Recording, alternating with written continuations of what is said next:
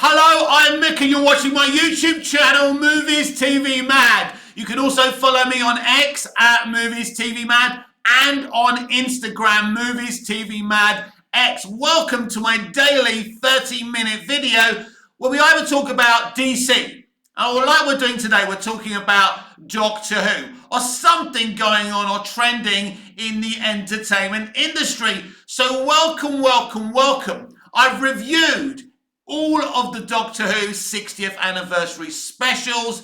They wasn't as special as I was hoping they would be. I think they were good, they were okay, but they could have been a hell of a lot better. But today we need to look at the bi-regeneration and look at the potential of the future of an interconnected Doctor Who universe, thanks to this interesting idea by RTD, Russell T Davies, to create a bi-regeneration. Now, while we were watching on Saturday, we saw Ncuti Gatwa pop out or be pulled out of the 14th Doctor.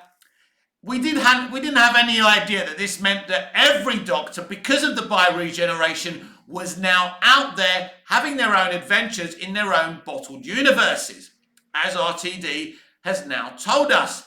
When I first heard this, I thought, is this going to work?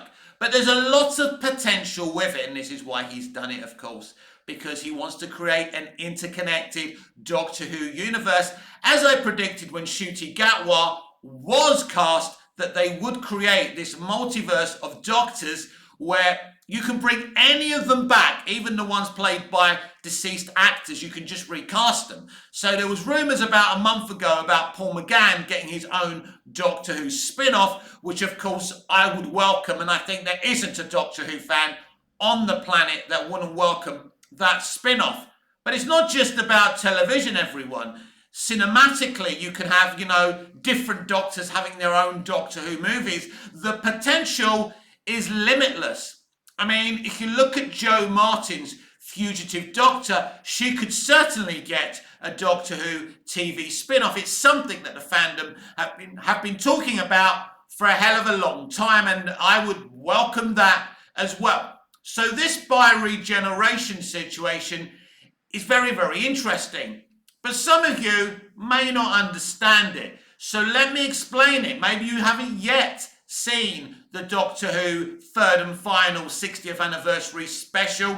Maybe you're just here to find out a bit more about what's going on before you do watch it. So sit back, have a cup of coffee, tea, or whatever you drink. Mud red hot chocolate. I don't know. Anyway, so on Saturday's The Giggle, the 14th Doctor, played by David Tennant, was shot by a powerful laser cannon, meaning every cell in his body was dying. Because the Doctor is an alien, but he isn't bulletproof. He isn't impervious. Basically, the Doctors, they can die from anything that we can die of. They're not impervious. The only thing they've got that we haven't got, the power to regenerate every cell in their body, becomes something new that's still the Doctor. So because this powerful laser cannon hit the Doctor, he was dying, he began to regenerate, and Ncuti Gatwa's 15th Doctor, 15th version of the Doctor, but of course there's not just 15 versions of the Doctor, there's so many life forms thanks to Chris Chibnall's, I don't know if thanks is the right word, but there's a multitude of life forms of this character about, and we don't even know that the extra life forms we saw of the Doctor in the Timeless Children, if it stops at there, like the little girl we saw that, Tecteun found, that may be just one of many. So that's going to be interesting as well if we ever find that out. So there's basically, you can even have spin-offs of Doctors we've never met before because of the Timeless Children. As I say, this makes the potential absolutely limitless, boys and girls, and quite exciting. But there's some people that are not happy with the bi-regeneration. It was as RTD said in an interview, sarcastically, Doctor Who fans love new ideas and they embrace them, while he was laughing at the camera. So he knows what he's doing. He's happy to wind up the right older fan base. He don't like them. they don't like him. They didn't even like him when he superbly relaunched Doctor Who for a new generation, for the 21st century. But he's here, he's in charge, he has power and control over the Doctor Who IP, and he's going to do whatever the fuck he wants. It's as simple as that. And so I do think it's a nifty concept. If you look at it deeply, right, let's look at it deeply, right? So David's doctor was shot. He was dying. So there was a need for a regeneration. If he's now not dead, why was there a need for a regeneration in the first place? Just like the regeneration process creates Ncuti Gatwa's version of the Doctor, I believe that process regenerated the Doctor at the same time and replenished his cells. Yet, therefore, that's why the Doctor is still alive. Now, how does that bioregeneration bring all the rest of the Doctors back? Because they are one being. Always remember that. No matter which Doctors you don't like or do like, they're all the same character. They're just different versions. So by bringing them in, making them all active in this bottle pocket universe, right, still having their adventures, you create the Whoniverse universe, and it means you can use any of them, not just in their own spin-offs, not just in their own movies, but they can cross over with any current day Doctor. Right now, that's Ncuti Gatwa and David Tennant. It's important to understand that David Tennant is now also still the Doctor. Not full-time, Ncuti Gatwa is the Doctor. But don't be surprised if David Tennant cameos in The Church on Ruby Road. I expect him to cameo maybe at the end of the episode when Ncuti Gatwa's 15th Doctor discovers a gravestone. But whose gravestone, by the way, changing the subject for a split second, is that? Some people believe it's the 14th Doctor's grave, because clearly in the end he is going to have to die, and it's going to be very, very tragic. Maybe he has to die, maybe he doesn't.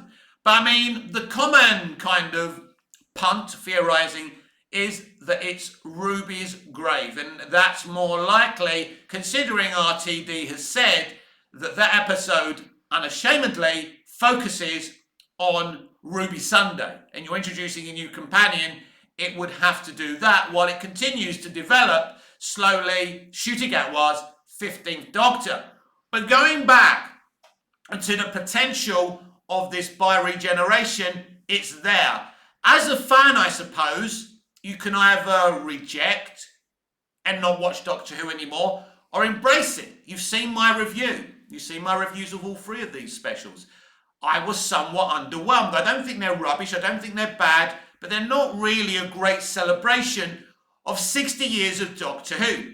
And I did try and explain to you why last week that could be, when I was giving you theories about maybe Ncuti Gatwa's Doctor, wrong theories about Ncuti Gatwa's Doctor coming from another universe and them moving away from the continuity. But they didn't do that. They weren't willing to go that far. But it's clear by the lack of celebration of the past that they do feel that the past of Doctor Who is somewhat problematic in their representation of people of colour, of the disabled, as, you know, Russell T Davies has gone over that. So maybe they felt it wasn't right to look too much into the past of Doctor Who. I don't think that. I know that. It's pretty obvious. We know these people's ideology. In the in-screen commentary available on BBC iPlayer, but not on Disney Plus, Russell T Davies spoke about the past Toymaker being racist, and they didn't want to forget that. So there's elements in the episode that show he's actually a racist. I can't remember how they referenced that. I wasn't looking that deeply, but I think there is a moment that something happened, which is very, very interesting. But, you know, yes, Russell T Davies wants to remind us that the Toymaker was once racist. It's interesting, isn't it? Because Russell T Davies somewhat now has become very, very a big commentator in terms of the culture war, and he's winding some people up. He will never wind me up in a sense because that deeply because of what he did. He brought back Doctor Who. The revival was a genius. a genius idea. He was a genius for doing it. He did it in a genius way. I love the revival from Rose to The End of Time Part 2. I loved what he did. I can nitpick on a few episodes of his era, but I loved it. I'll always be grateful to RTD for what he did there. Even though I've been underwhelmed so far, I will say the bioregeneration is a nifty, interesting idea. Probably best you don't look at it too deeply, but it is interesting because it creates a great potential. And that element of it excites me. I'm going to give RTD a chance to develop his new 15th Doctor with his brand new companion, Ruby Sunday. Did I say Ruby Rose before? I don't know. Ruby Rose is an actress, isn't she? She played Batgirl. But anyway. I'm sure I didn't say Ruby Rose, but I apologise if I did. It's Ruby Sunday who don't like Mondays. That's not part of her character. I made that up. It sounds good, right? If I created Ruby Sunday, if I was the Doctor, I'd be going, Ruby Sunday, who don't like Mondays. I think it's cool. Anyway, comments down below. What do you think of that? If you really, really hate it, spare my feelings, please. But anyway, yeah. So this is very, very interesting now because every Doctor that's been every actor who's been a version of the Doctor now exists. Every version of the Doctor exists. They're having adventures out there. And for me, that does behold a lot of potential. Now, we saw this also kind of be hinted at in The Power of the Doctor. When 13 is killed by the Master, we see her in this no place, this kind of heaven place for the Time Lords, for the Doctor. We see Sylvester McCoy, Peter Davison, Paul McGann. I can't remember if there was any others, but yeah, they were there. And it's clear that this was Russell T Davies' plan from the beginning. And I did say to you many, many times, I did believe that either RTD totally ghost wrote The Power of the Doctor, or he at least co-ghost wrote it with Chris Chibnall. But that concept of the Doctor still existing in this no place must have been an RTD idea. It's got his handprints all over it, if you like. So now all the Doctors are active. They're not dead because of this bioregeneration. Now, if you don't understand it, and a lot of you don't, we'll do a live video where we'll have some questions and answers about the bioregeneration. But basically, it brings all the Doctors back to life. Does it immortalize them? No, because a Doctor can still be killed, as we've already explained. Because the DNA, once they've got an ordinary body. Yes, they've got two hearts, which means, it gives them the power of regeneration, but they can still die like you and me, but they're all back having their adventures. So has this been done for any particular reasons? Well, yeah, that's what I'm trying to explain. He's trying to create an interconnected Doctor Who universe. Where before, in his original era, he had the Sarah Jane adventures, he had Torchwood, he isn't going to do that anymore. He's going to focus spin-offs on the Doctor, on the character, different versions from the past, the present, like David Tennant can have his own spin-off as well, or a unit spin-off involving David Tennant. I'm not sure what they're going to do there, but that's what the potential is. And as I said, there's potential of using versions of the Doctor we've never met because of the Timeless Children arc and episode. It brings into play many versions of this character that we've never actually met. So that would be more exciting than anything else, like meeting versions of the Doctor we've never met from the past in their own spin-offs. And of course, that would be interesting as well, because imagine it, if you go right back to the inception of the character, you can actually go to the beginning, and I know people don't like the idea of an origin story, but you could go back to Doctors from many, many moons ago, during the Timeless Children arc, right? And they could regenerate into people. Basically, doing it like that means we don't know who the Doctor's going to become next. So you've got a separate Doctor Who show where each regeneration spins off to its own spin-off. So I think that would be very interesting as well.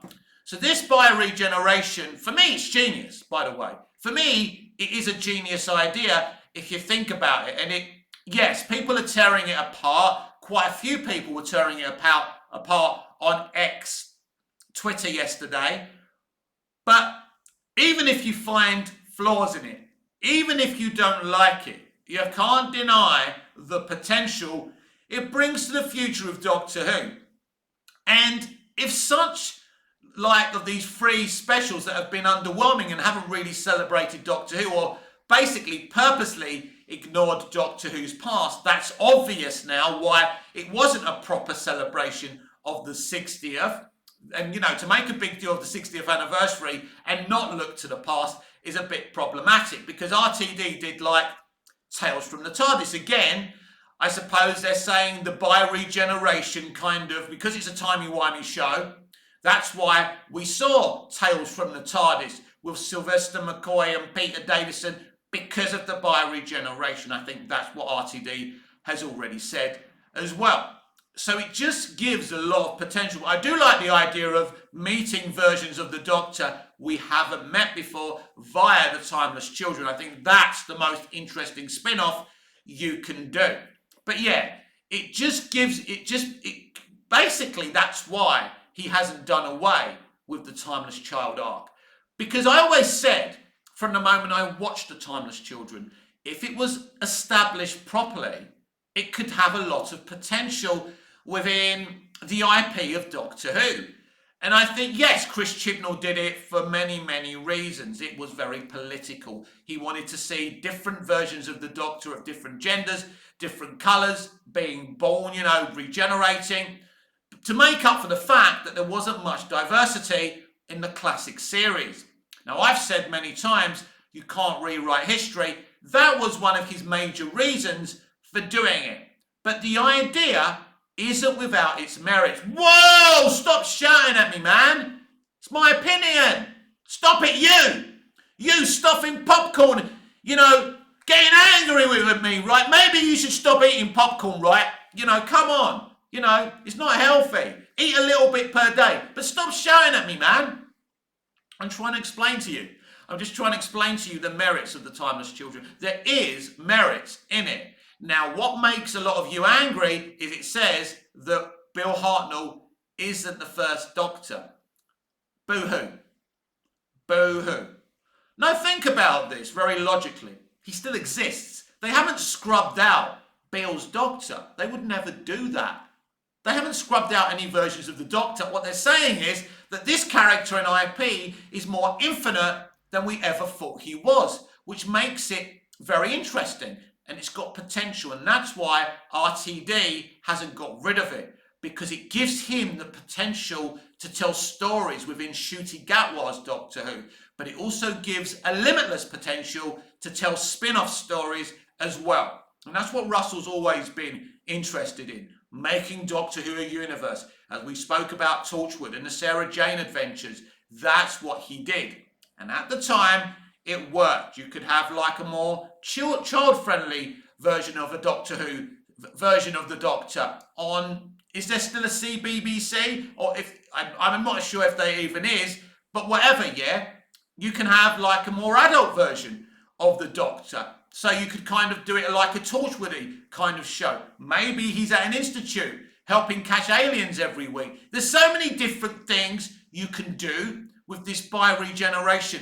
So my advice to you is not to discard it so easily, because I think if you're a Doctor Who fan and you want to see it, mutate into something interesting, RTD is doing that.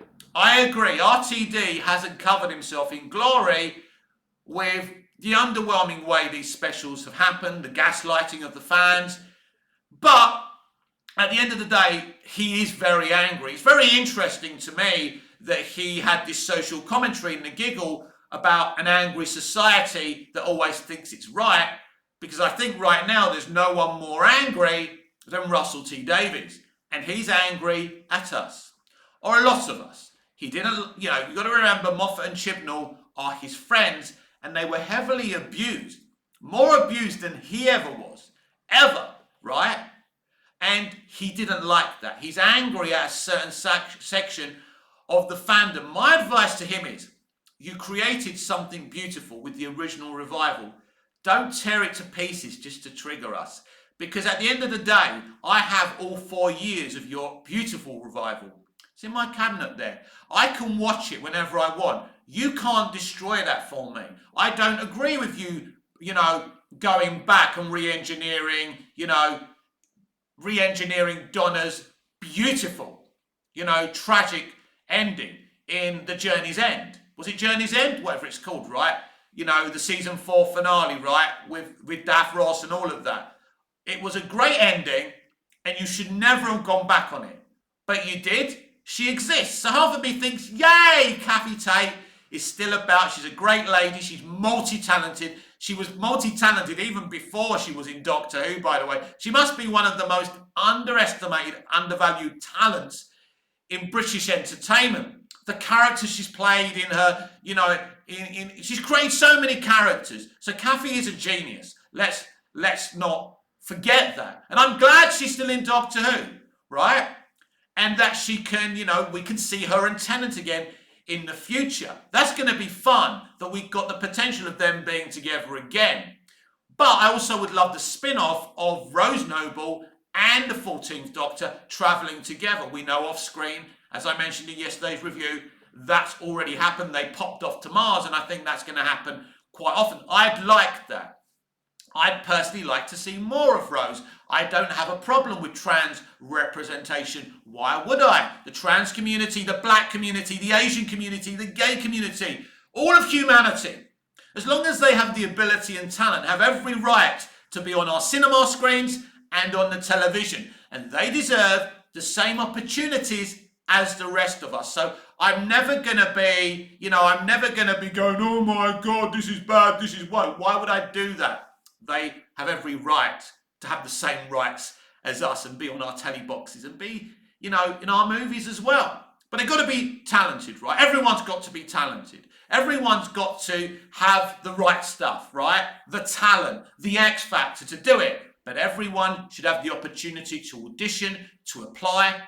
And so if you are getting angry about Rose Noble, that says more about you than Russell T Davies or the young woman in question. So that's my view on that. So much potential.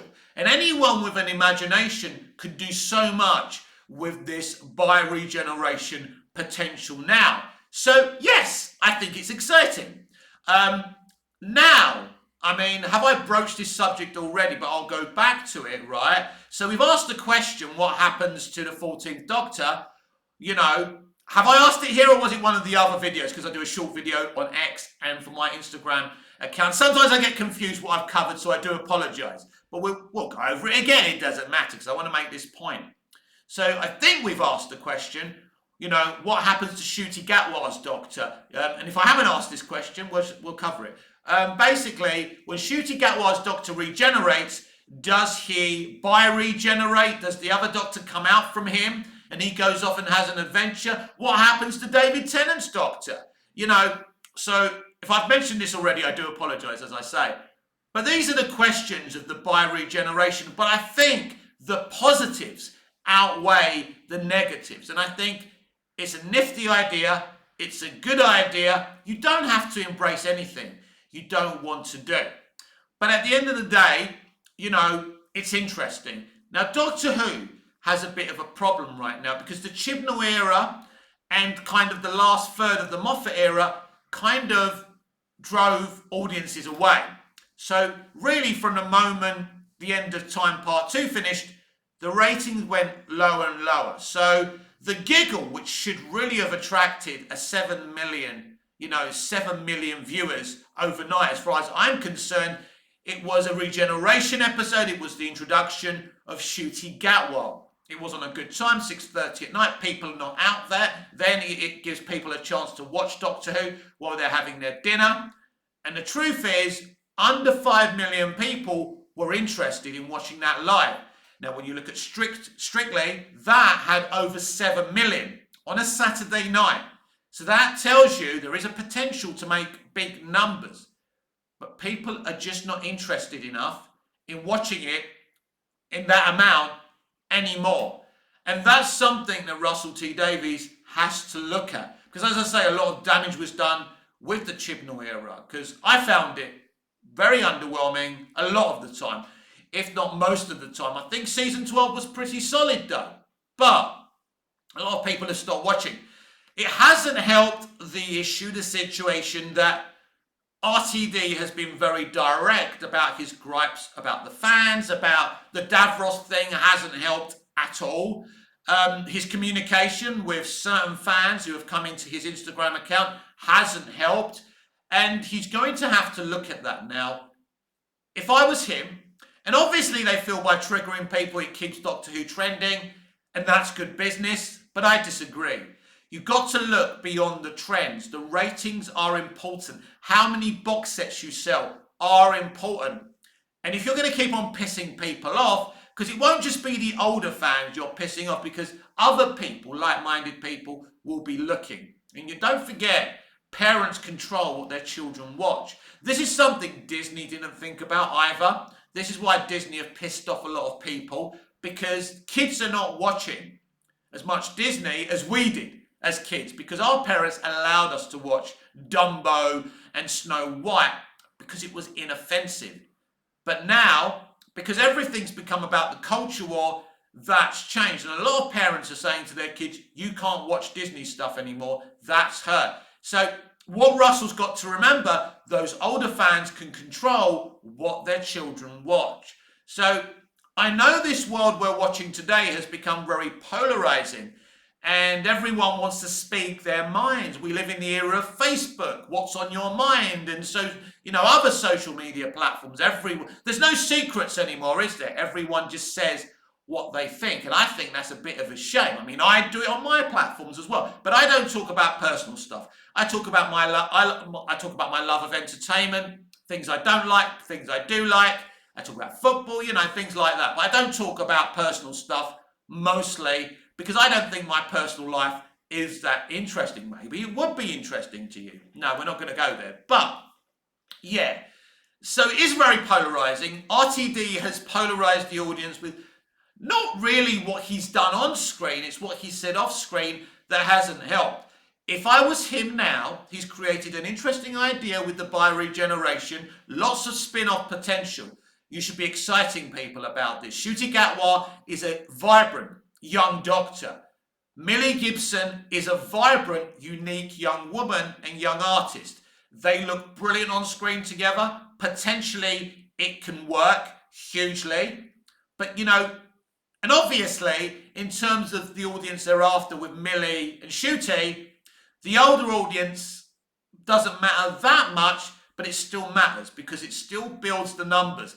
Because if people see low numbers, it gives them less confidence and less reasons to watch it. People go to stuff when they hear it's popular. So you get your initial jump from the audience, but then people jump on it. It happened with EastEnders. Nobody was watching. Then it became a trend.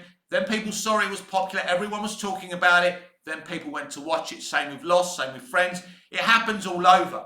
That's what Doctor Who needs. What Doctor Who doesn't need a couple of days after Christmas Day, when the church on Ruby Road has broadcast, is that we're hearing it only had 2.5 million, 3.5 million. It needs to at least hit that 455 million at the very least. And they need to work on their people skills. RTD needs to work on his people skills. He's done what he's wanted to do. He's going to take a different look at Davros. That's going to happen. He's done his free specials, whether they underwhelm me or not. He did what he wanted to do. So now he has the opportunity. He's already written one season. I think it's pretty much been shot as well. He's writing the second season now. I think he started with next year's Christmas special as well. He may even complete that a while back. So, he needs to now just get on with his job, promote the show. Being a Russell T Davies, I fell in love with in his first era of his revival. Being enthusiastic, being positive. If people don't like what you're doing, ignore it. Just do your thing. If people come into your Instagram, you have every right to defend yourself, but you've made your point. You're going to do whatever you want with Doctor Who anyway, whether people like it or not. You're doing it. You're allowed to do it. Why create a bad vibe? That's where I look at it, because I don't want to come out of this Russell T Davies era where the ratings are down and Doctor Who gets canned. Because to me, that would be the greatest tragedy of all.